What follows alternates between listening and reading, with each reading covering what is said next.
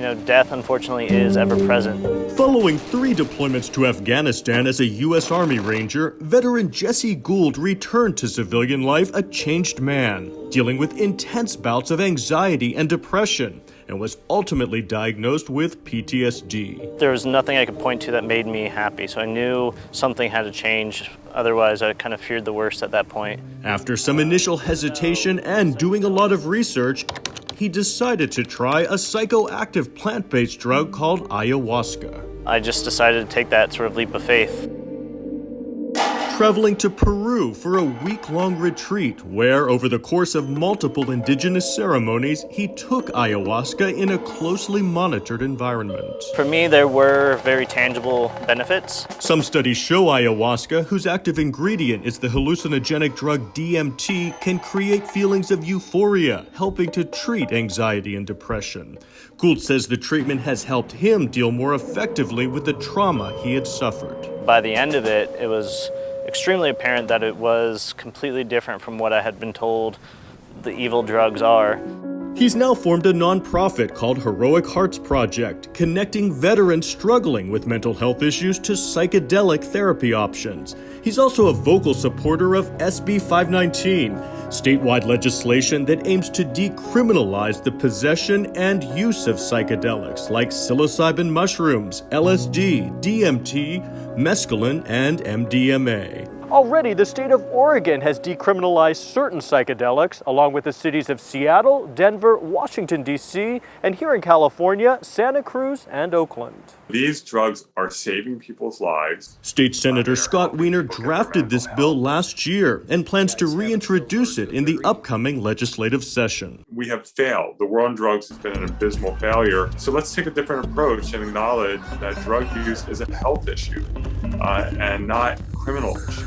But SB 519 is facing intense opposition from a growing chorus of critics, from law enforcement to religious groups to anti-drug abuse nonprofits such as CASA, or Community Action Service Advocacy, based here in San Diego. This isn't about, stopping putting people in jail for using psilocybin, which really doesn't occur. Dana Stevens is CASA's executive director. It's really about just normalizing another whole layer of drug culture in our community.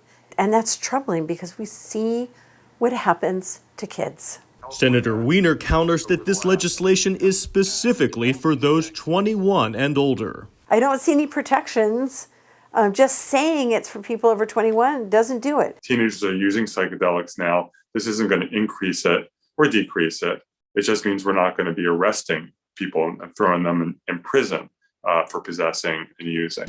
We don't know the long-term repercussions of what we're doing here. Jason Baker is a public health advocate for CASA. My concern is that these get into the hands of people that are already struggling with mental health issues, and we just amplify the problem that we already have. They can be hugely beneficial. The scientific literature has shown this over and over. Dr. Carl Hart is a neuroscientist at Columbia University who specializes in substance abuse and addiction. He says current research shows certain psychedelics like MDMA show promise in addressing mental health conditions. Study after study has shown that the drug decreases symptoms associated with post-traumatic stress disorder. This has been shown over and over. Another recent study indicates that psilocybin, taken for major depressive disorder, showed significant results after 4 weeks. However, Stevens believes these drugs should first be approved by the FDA, not the state legislature, before being used as treatment.